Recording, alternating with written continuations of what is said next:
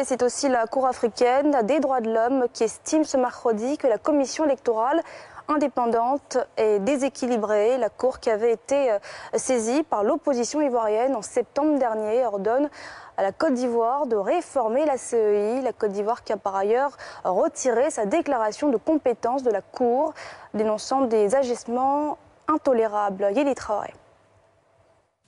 Dans son argumentaire, la Cour reproche au gouvernement ivoirien n'avoir pas mis en place un bureau équilibré et impartial de la commission électorale.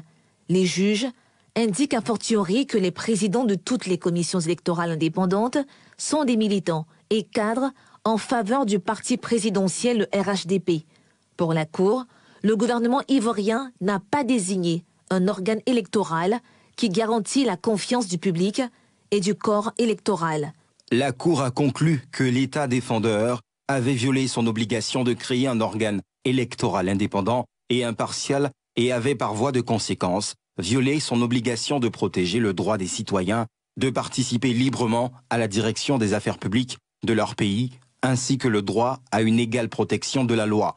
En conséquence, la Cour avait ordonné à l'État défendeur de modifier la loi numéro 2014-335 du 18 juin 2014 sur la CEI pour la rendre conforme aux instruments pertinents des droits de l'homme auxquels il est parti. La Cour, par conséquent, condamne le gouvernement ivoirien pour avoir violé l'article 17 de la Charte de l'Union africaine de 2007 pour la démocratie et l'article 3 du protocole de la CEDEAO.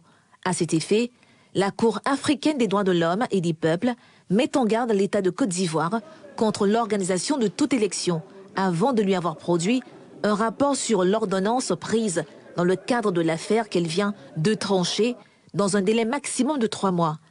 Étant donné que l'État ivoirien s'était retiré de la déclaration de compétences prévue au protocole relatif à la Charte africaine des droits de l'homme et des peuples, suite à une précédente demande de la même Cour de suspension des poursuites contre l'ancien président de l'Assemblée nationale Guillaume Soro, reste désormais à savoir si ce nouvel arrêt de la Cour sera appliqué par les autorités ivoiriennes.